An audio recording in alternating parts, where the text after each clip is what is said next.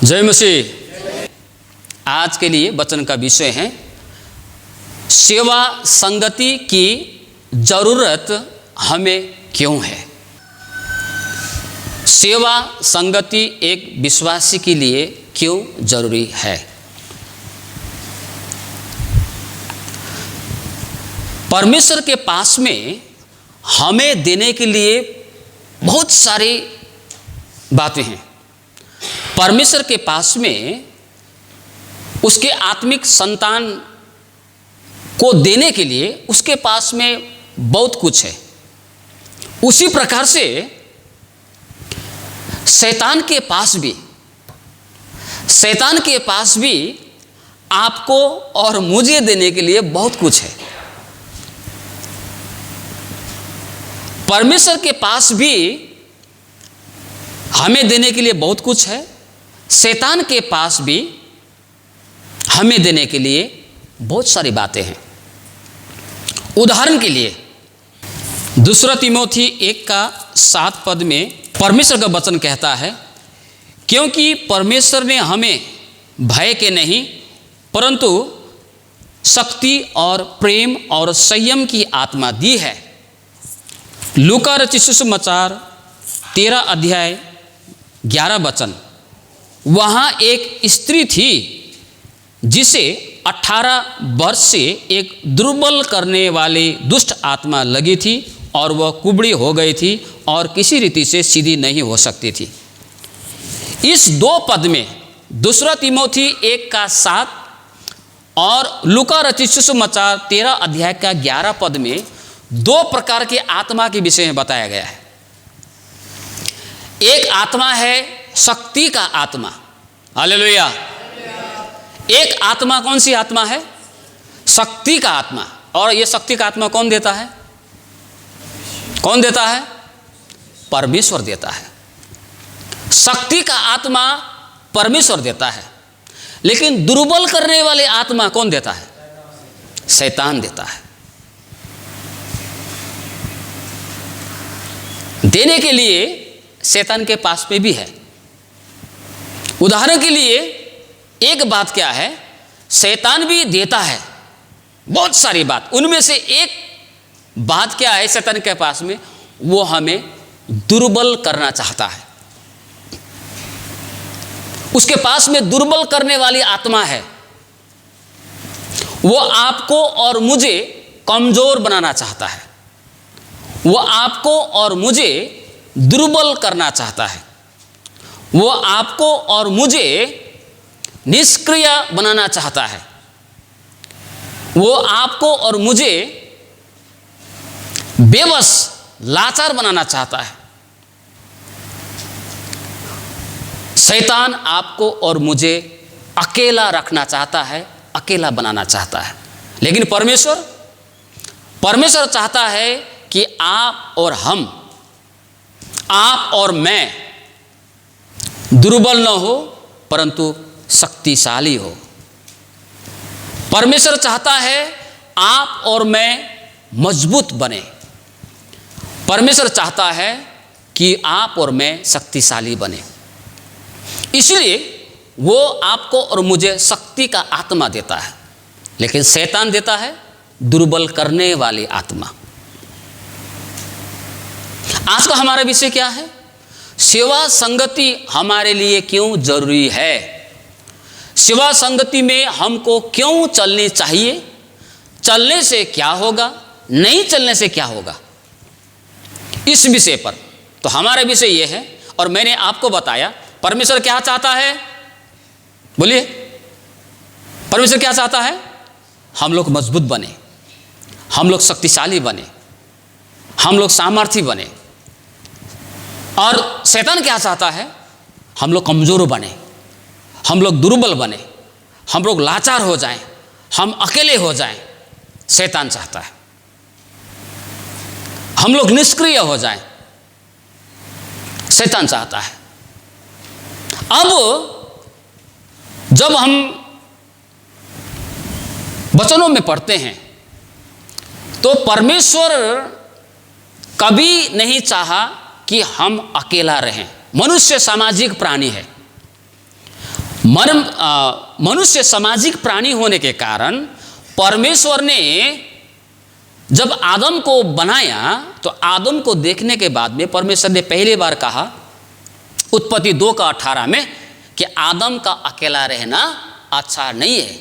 यद्यपि यह विवाह का संबंध में है तो भी एक बात तो स्पष्ट हो जाता है कि परमेश्वर नहीं चाहता है कि हम अकेले रहें। पहला कोरिन्थी 1:9 में वहां पर ऐसा लिखा है कि परमेश्वर विश्वास योग्य है और उसने तुम्हें अपने पुत्र यीशु की संगति में बुलाया है। इब्रानियों के पत्री 10:25 बहुत लोगों की संगति में न जाने का आदत होता है, लेकिन तुम लोग जितना जितना अंत के दिन को आते देखो उतना ज्यादा तुम लोग इकट्ठा हो, तुम लोग होना। पहला यूहन्ना 1:3 वहां पर भी बताया गया है, उसको भी पढ़ने से, इन सारी पदों को पढ़ने से इसके जैसा बहुत सारा पद बाइबल में है जिससे ये बताया गया है कि परमेश्वर चाहता है कि हम अकेला ना रहे परंतु हम संगति में रहे। इसीलिए प्रभु ने बोला मत्ती सुसमाचार 18वां अध्याय में, जहां 1 या 2 मेरे नाम से इकट्ठे होते हो उनके बीच में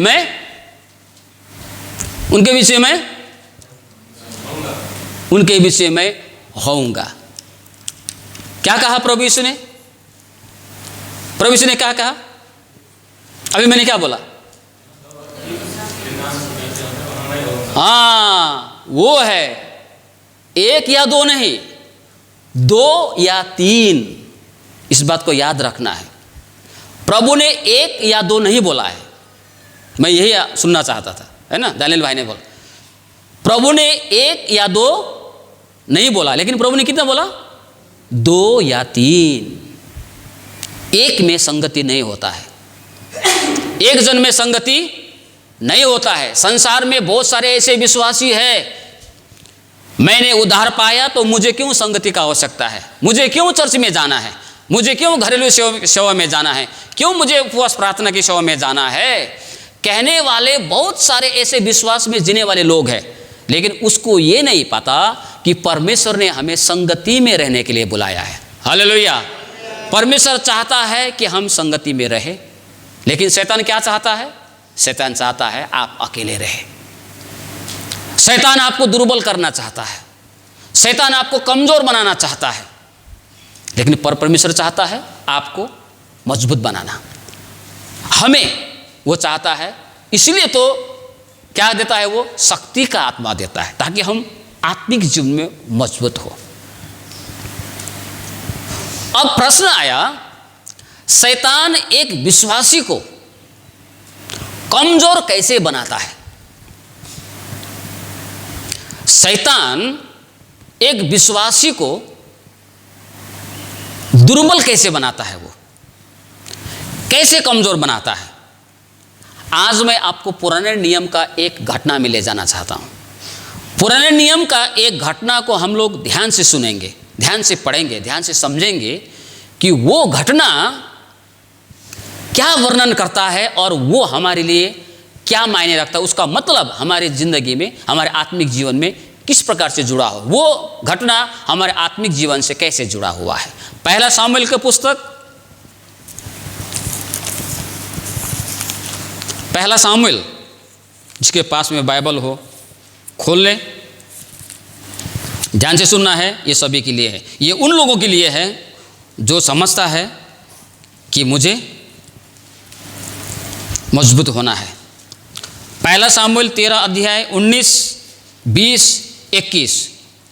इज़राइल के पूरे देश में लोहार कहीं नहीं मिलता था, क्योंकि पलिश्तियों ने कहा था इब्री तलवार या भाला बनाने न पाएं, इसलिए सब इजरायली अपने अपने हल की फाल और भाले और कुल्हाड़ी और हंसुआ तेज करने के लिए पलिश्तियों के पास जाते थे, परंतु उनके हंसुओं, फालों, खेतों के त्रिशूलों और कुल्हाड़ियों की धारें और पैनों की नोकें ठीक करने के लिए वे रेती रखते थे। हम सभी को पता है फलस्तीनी लोगों के बीच में और इजरायलियों के बीच में हमेशा युद्ध होता था शुरू से ही।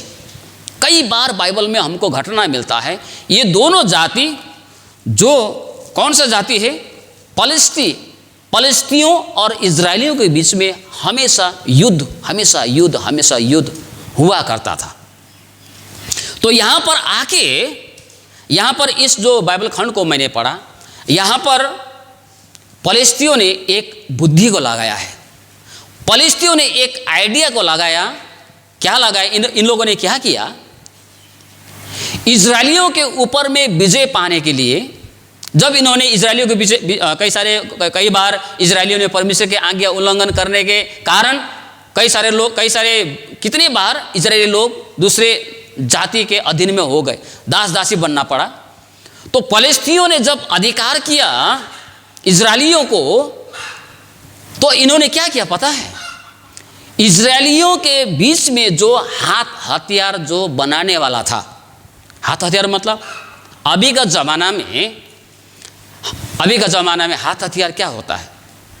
अभी का देश में जो हाथ हथियार होता है वो है क्या? बंदूक है, बम है, परमाणु बम है, मिसाइल है, AK-47 है, क्या क्या है ना। लेकिन उस समय में जो हथियार हुआ करता था वो क्या है? भाले, तलवार, ढाल, है ना। ये जो है ये हथियार हुआ करता था। तो फलस्तीनियों ने इजरायलियों के ऊपर में विजय पाने के लिए इन लोगों ने एक आइडिया लगाया। क्या आइडिया लगाया? इनके बीच में जो हथियार बनाने वाले लोग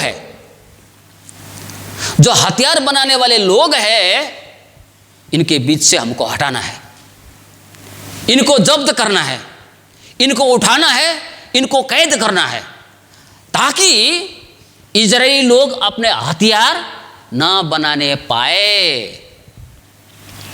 और उन्होंने वैसा किया भी। फलस्तीनियों ने क्या किया? इजरायलियों के बीच में जो लोहार लोग थे, जो हथियार बनाने वाले लोग थे, वो सारे हथियार बनाने वाले लोगों को उठा लिया उन लोगों ने। अब क्या हुआ? अब इजरायलियों को अपना हथियार को बनाने के लिए फलस्तीनियों के पास में जाना पड़ता था। यहां पर वैसे लिखा है ना, क्या है? इसलिए 20 पद में, इसलिए सब इजरायली अपने अपने हल के फाल और भाले और कुल्हाड़ी और हंसुआ तेज करने के लिए फलस्तीनियों के पास में जाते थे। क्यों? क्योंकि उनके देश में वो सब बनाने वाला नहीं है, हथियार बनाने वाला नहीं है। फलस्तीनियों ने बुद्धि लगाकर लोहार को उठा लिया है। क्यों उठाया? क्योंकि फलस्तीनी चाहते थे कि अगर इनके बीच में हथियार ही नहीं रहेगा तो हमसे कैसे युद्ध करेगा? हथियार नहीं है तो हमसे कैसे युद्ध करेगा?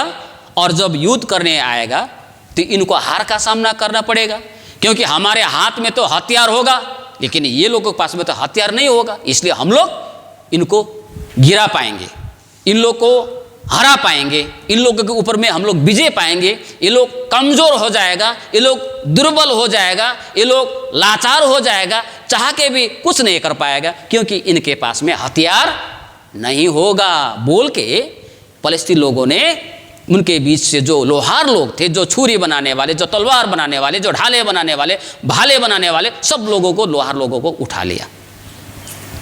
अब क्या होता था? इजरायली लोग को कुछ भी बनाना होता तो फलस्तीन के पास में जाना पड़ता था, अब वहां जाके बना के लाना पड़ता था, है ना। नहीं, ऐसा तो कब तक चलेगा?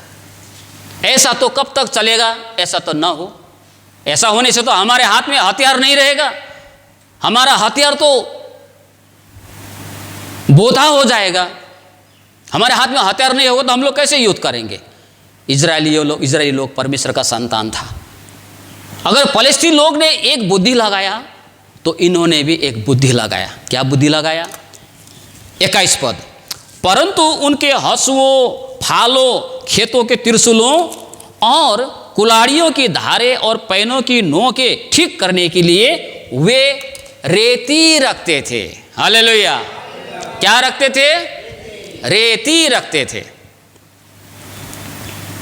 ध्यान से सुनना है। वे लोग रेती रखते थे। रेती का काम क्या है?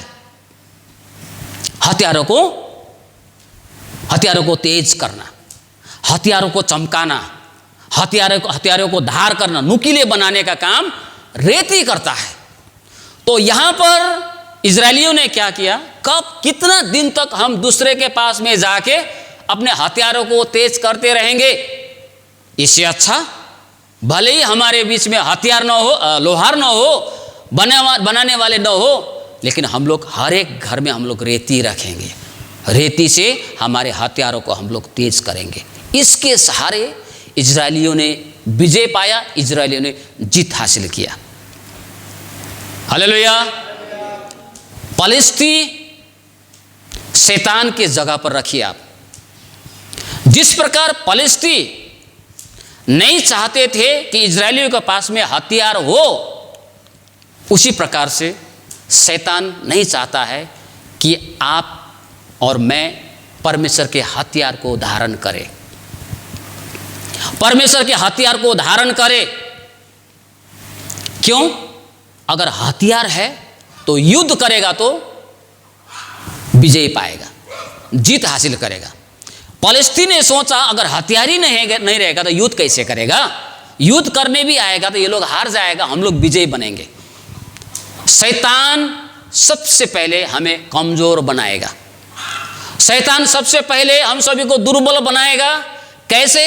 हमारे हथियार को छीन के, हमारे हथियार को बोधा करके, हमारे हथियार को नाश करके, हमारे हथियारों में कमी लाके, हमारे हथियारों को तोड़ के, हमारे हथियारों को बर्बाद करके वो आपको और मुझे कमजोर करेगा। वो जब आप और मैं दुर्बल बन जाएंगे, जब हम दुर्बल बन जाते हैं तो शैतान हमारे ऊपर में विजय प्राप्त करता है। लेकिन परमेश्वर हमें इसलिए मजबूत करता है, यीशु ने विजय पाया, हम भी विजयी बने। परमेश्वर नहीं चाहता है कि कभी हमें हार का सामना करना पड़े। परमेश्वर हमें जीता हुआ देखना चाहता है, हमें मजबूत देखना चाहता है। हालेलुया। लेकिन शैतान हमें हारा हुआ देखना चाहता है। शैतान हमें निर्बल करना चाहता है। शैतान हमें दुर्बल करना चाहता है, और दुर्बल करने के लिए, कमजोर करने के लिए वो क्या करता है? हमारे हथियारों को नाश करता है, हमारे ताकत को वो कम कर देना चाहता है। प्रभु यीशु ने एक जगह पर ऐसा कहा है, हम लोग जब मत्ती सुसमाचार, मरकुस सुसमाचार में पढ़ते हैं तो वहाँ पर प्रभु ने ऐसा कहा। सुसमाचार हो सकता है कि शायद 12 का 29 में पढ़ने से हो सकता है वहाँ पर, फिर भी आपको पता चलेगा। प्रभु यीशु ने एक जगह ऐसा कहा है, क्या ऐसा हो सकता है कि घर के मजबूत आदमी को बांधे बिना कोई घर का माल लूट सकता है? नहीं। यीशु ने क्या बोला? अगर किसी को घर का सामान लूटना है, कोई उस घर के सामान को लूटना चाहता है, तो पहले उसे उस घर के आदमी को कैद करना होता है, बांधना पड़ता है। उस मजबूत आदमी को बांधे बिना घर के सामान को लूट नहीं सकता है। ठीक इसी प्रकार हमें कमजोर बनाए बिना, हमें बांधे बिना, हमें कैद किए बिना, हमें लाचार बनाए बिना, हमें दुर्बल बनाए बिना, हमें हथियार बिना बनाए बिना शैतान हमारे ऊपर में जीत हासिल नहीं कर सकता है। इसलिए पलिश्ती के समान, जिस प्रकार पलिश्ती ने उनके बीच से लोहार को ही उठा लिया ताकि हथियार न बने, हथियार न होने से कमजोर हो, उसी प्रकार से शैतान आज हम सभी को, हमारे आत्मिक हाथ हथियार को वो लूटना चाहता है, आत्मिक हाथ हथियार को वो नाश करना चाहता है, और हमें कमजोर बनाना चाहता है। हथियार बनाने के लिए इजरायलियों को पलिश्ती के बीच में जाना पड़ता था, है ना।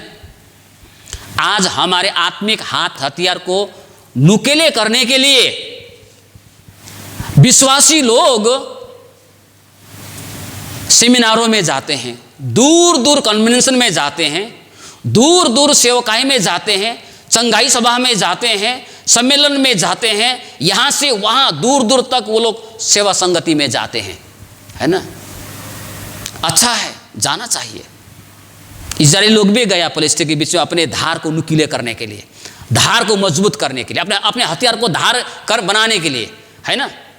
हमारे आत्मिक हाथ हथियार को तेज करने के लिए, नुकीले करने के लिए हमें दूर दूर संगति में भी जाना चाहिए। लेकिन दूर दूर संगति में हम कितना बार जाएंगे? पैसा होगा तो जाएंगे, पैसा नहीं होगा तो नहीं जाएंगे।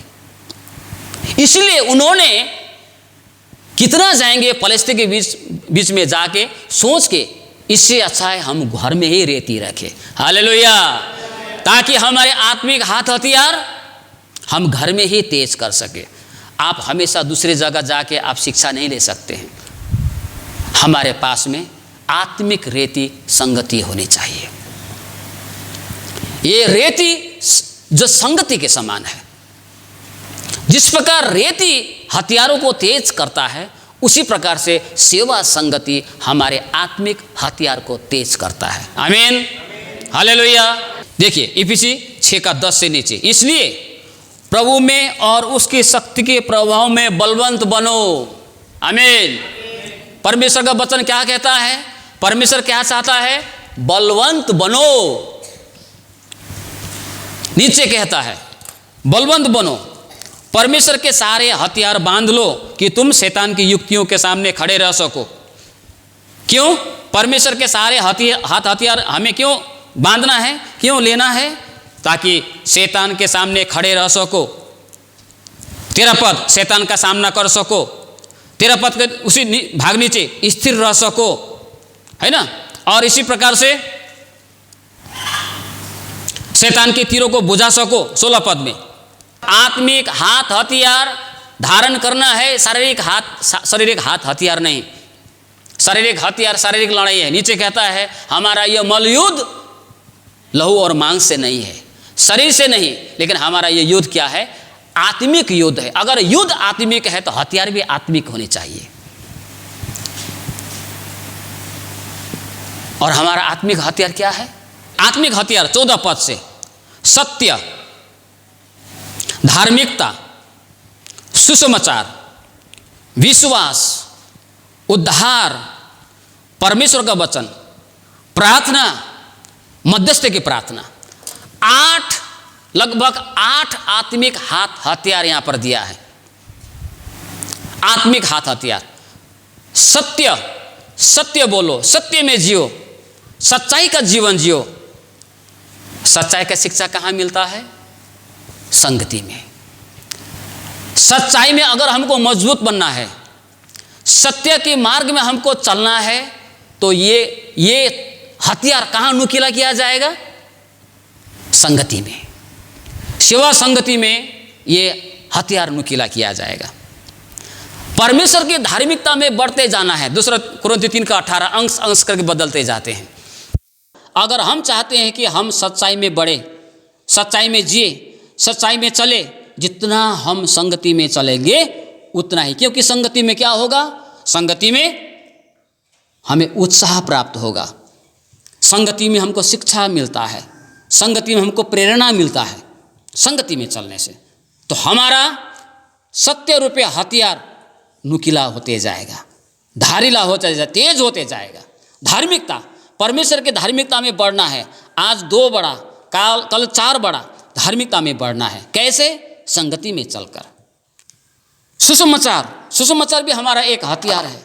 जब एक विश्वासी संगति में रहेगा तभी उसे सुसमाचार सुनाने का प्रेरणा उसे मिलेगा, तभी उसे सुसमाचार सुनाने का प्रेरणा मिलेगा। जो व्यक्ति संगति में नहीं है, वो सुसमाचार प्रचार करने का प्रेरणा उसको कहीं से नहीं मिलने वाला है। सुसमाचार भी एक हथियार है। उसके बाद में नीचे विश्वास। जितना हम लोग संगति में रहेंगे उतना ही हमारा विश्वास में हम लोग वृद्धि होंगे, हमारा विश्वास बढ़ेगा। क्यों? क्योंकि हम संगति में वचन सुनते हैं, संगति में हमको प्रेरणा मिलता है, हमारा विश्वास की वृद्धि होगी। हमारा विश्वास रूपी हथियार नुकीला और तेज होते जाएगा। उद्धार भी एक हथियार। हम लोगों ने उद्धार पा लिया, लेकिन इस उद्धार के काम में बढ़ते जाना है। जिस प्रकार एक जगह में, किसी जगह में पौलुस ने कहा है, उद्धार के काम में बढ़ते जाओ। जितना हम लोग संगति में रहेंगे उतना हम लोग, हमारा उद्धार के काम में हम लोग बढ़ते जाएंगे। प्रार्थना में हम लोग बढ़ेंगे। अगर हम लोग संगति में रहेंगे तो हमें प्रार्थना में बढ़ने की प्रेरणा मिलेगा। प्रार्थना भी एक हथियार है। ये 7-8 हथियार, सत्य के हथियार, सत्य रूपी हथियार, धार्मिकता रूपी हथियार जो परमेश्वर से हमको मिला है। यीशु मसीह में हम धर्मी ठहरे हुए लोग हैं। अब इस धार्मिकता के कार्य में आगे बढ़ना है। धार्मिकता भी हमारा एक हथियार है। उसके बाद में यहाँ पर नीचे बताया गया है, सुसमाचार भी एक हथियार है, विश्वास एक हथियार है, उद्धार एक हथियार है, परमेश्वर का वचन एक हथियार है, प्रार्थना एक हथियार है। अगर हम लोग रेती रूपी संगति भी हम लोग नहीं रहेंगे तो हमारे पास में जो ये हथियार है ना, ये हथियार कमजोर पड़ जाएगा। ये हथियार बोधा होते जाएगा। इसमें धार नहीं होगा, ये तेज नहीं होगा, और एक दिन ऐसा आएगा ये हथियार बिना काम का होके रह जाएगा। तब शैतान हमें दुर्बल कर सकेगा और वो आपके ऊपर में विजय पाएगा। लेकिन परमेश्वर क्या चाहता है? परमेश्वर चाहता है कि हम लोग मजबूत बने, मजबूत बनते जाएं। इसलिए हमको आत्मिक हाथ हथियार को धारण करना है। यीशु मसीह में विश्वास किया, आत्मिक हाथ हथियार हमारे पास में आ गया।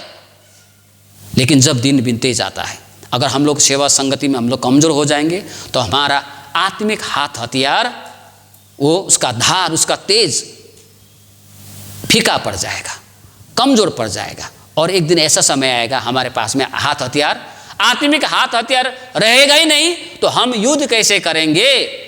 बड़े ही आराम से, बड़े ही सहज से शैतान आपके और मेरे ऊपर में विजय हासिल करेगा और हम लोग परमेश्वर से हमेशा के लिए दूर हो जाएंगे। इसलिए आज का विषय क्या था? सेवा संगति की आवश्यकता हमें क्यों है? सेवा संगति की आवश्यकता इसलिए है क्योंकि सेवा संगति एक रेती के समान है। जिस प्रकार रेती शारीरिक हाथ हथियार को तेज करता है, उसी प्रकार सेवा संगति रूपी रेती हमारे आत्मिक हाथ हथियार को तेज करता है। हमारा विश्वास बढ़ेगा, हम सच्चाई के मार्ग पर और आगे बढ़ेंगे। सुसमाचार प्रचार करने के लिए हम लोग निकलेंगे, हम विश्वास में आगे बढ़ेंगे, हम विश्वास में मौजूद होंगे। उद्धार की कार्य में हम लोग और भी आगे बढ़ते जाएंगे, प्रार्थना में और भी आगे हम लोग बढ़ते जाएंगे, सुसमाचार के कार्यों में और भी आगे हम लोग बढ़ते जाएंगे।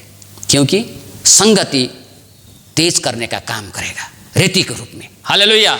और हम लोग मजबूत होते जाएंगे। नीति वचन 27:17, जैसे लोहा लोहे को चमका देता है वैसे ही मनुष्य का मुख अपने मित्र की संगति से चमकदार हो जाता है। हालेलुया।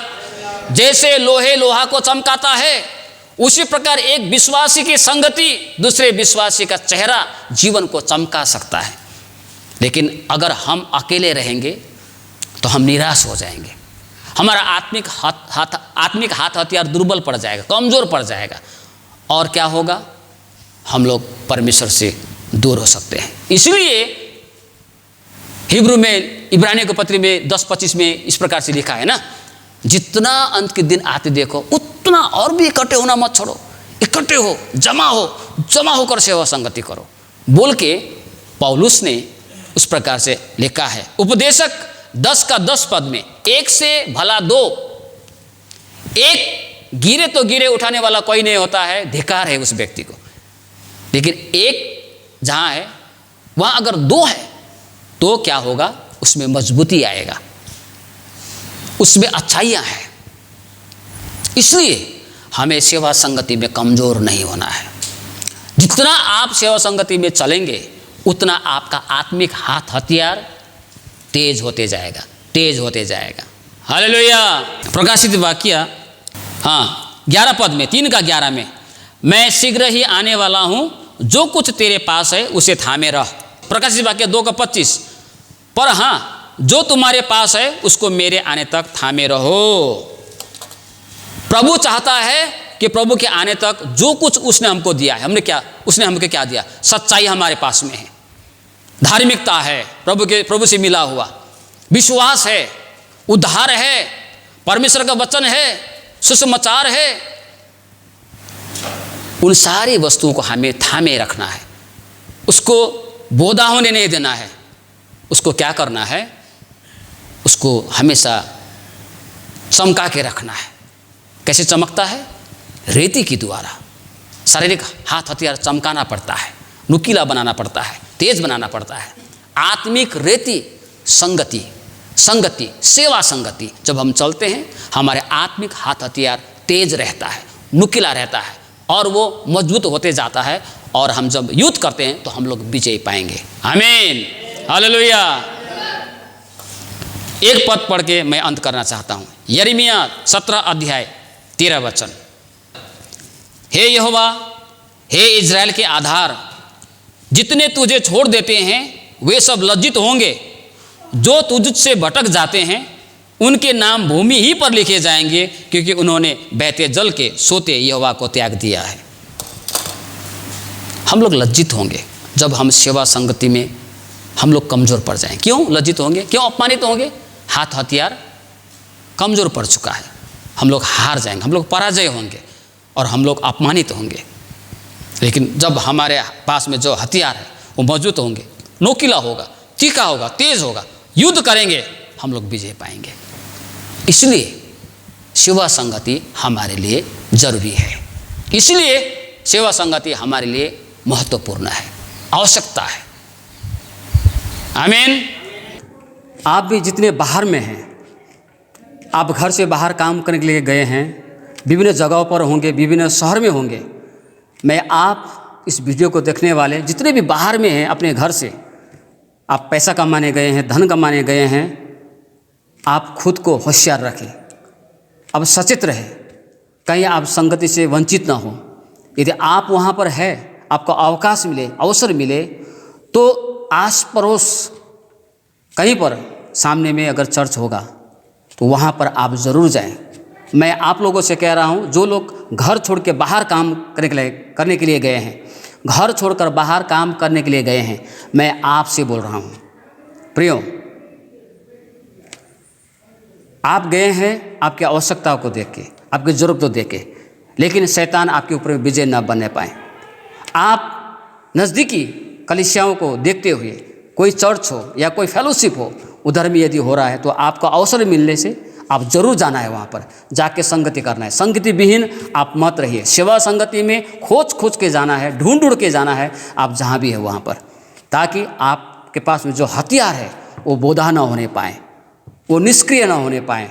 कहीं ऐसा न हो कि शैतान आपके ऊपर विजय हो, लेकिन परमेश्वर चाहता है कि आप बलवंत हो, मजबूत हो। इसीलिए जितने आप बाहर हैं, बाहर रहते हुए भी आप संगति में रहने का प्रयास करें। इन सारे वचनों को हमें मन में रखने की आवश्यकता है। इन वचनों में प्रभु हम सभी को आशीष दे।